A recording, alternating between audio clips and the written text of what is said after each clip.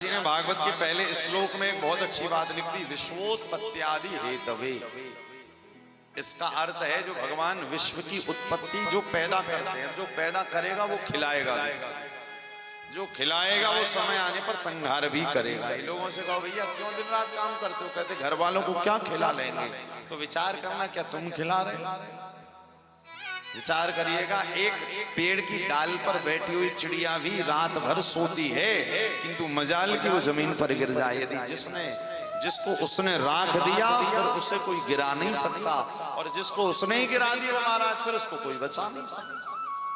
इसी कारण भगवान इस सृष्टि के प्रलय भी कारक हैं, उत्पत्ति कारक हैं और पालन कारक भी।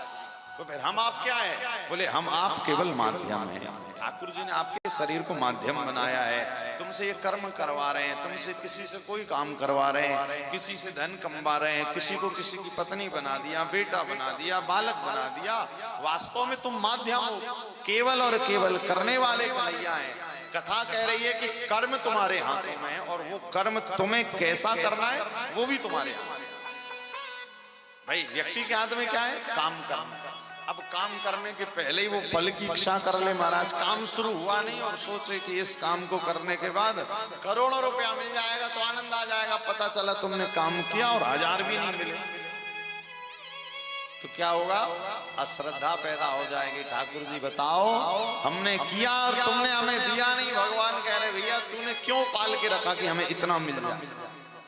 इसी कारण भगवान ने गीता में कहा है, जीव का केवल कर्म पर अधिकार।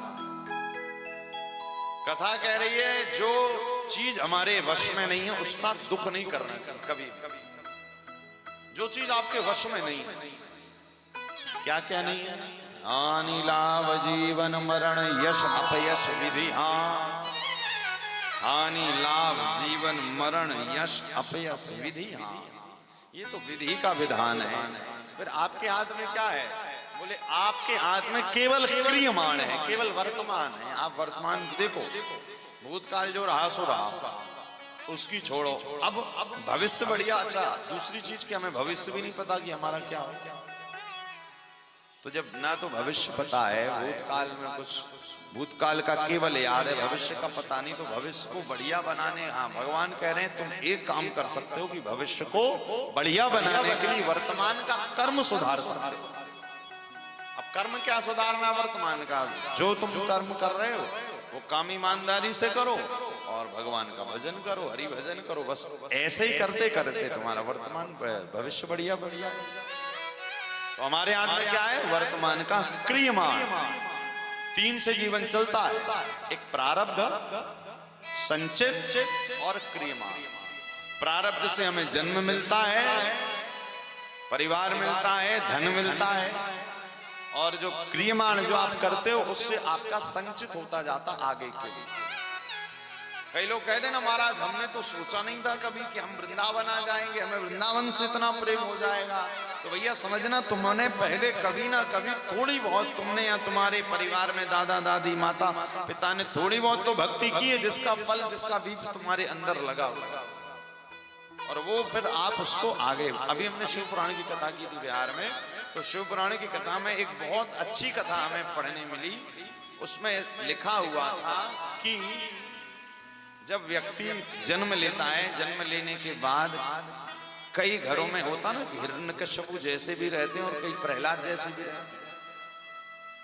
तो वहां पर लिखा हुआ है कि नंदीश्वर जो भगवान शिव के गण हैं, उन्होंने नंदीश्वर से प्रश्न पूछा था, हे प्रभु ये एक ही परिवार में 5 व्यक्ति हैं, किंतु 5 में से 4 तो हैं अलग स्वभाव के, किंतु एक है भक्त स्वभाव का, ये कैसे संभव है जबकि एक माँ के 5 बेटे? तो भगवान शिव ने कहा, नंदीश्वर जब व्यक्ति यहाँ जन्म लेता है ना, तो वो जो भक्त है वो प्रारब्ध में उसने भजन किया और उसने ठाकुर जी का बहुत भजन किया। अच्छा देखिए, वर्तमान में आपको कौन से भगवान ज्यादा अच्छे लगते हैं ये भी आपका प्रारब्ध पहले डिसाइड कर देता है।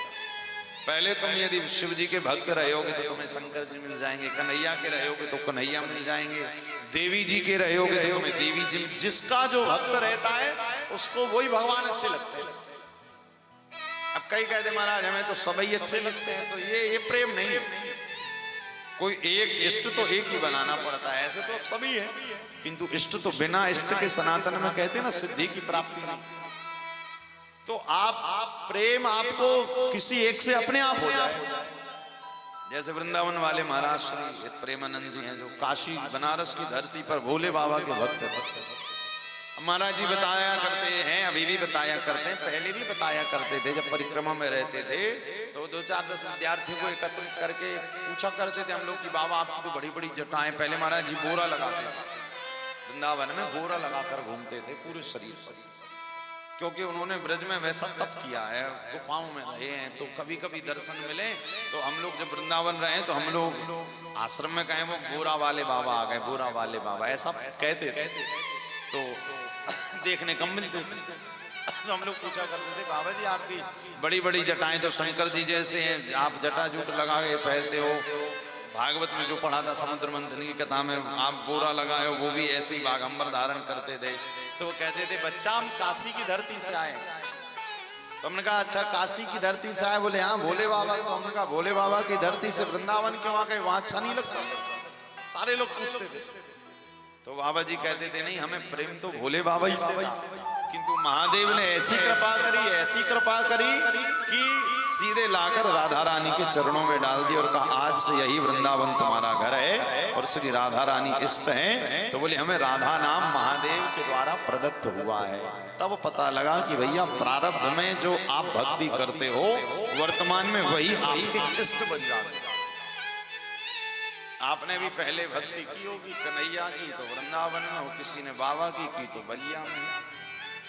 जैसे यजमान लोग भाई महादेव की नगरी के पास के हैं, थोड़ी बहुत रह गई होगी तो बलिया में हो, नहीं तो बनारसी में जन्म मिल जाता। थोड़ा बहुत रह गया होगा तो भगवान ने कहा चलो थोड़ी दूर चले जाओ। तो ऐसे महादेव हो, कन्हैया हो, जिसका जिस पर प्रेम आ जाता है। और याद रखिएगा हमारे सनातन में इष्ट की बड़ी महिमा है। इष्ट का मतलब है कि आपको जब कष्ट आता है, आप घर पे कष्ट आता है तो माँ को, जिसका जिससे प्रेम होता है, कोई माँ को बुलाता है, कोई पिता को, कोई भाई को। ऐसे ही भगवान में भैया आपने बुलाया, हे कृष्ण महाबाहो। द्रौपदी ने महाभारत में कहा था हे कृष्ण महाबाहो भक्तानां भयंकरा।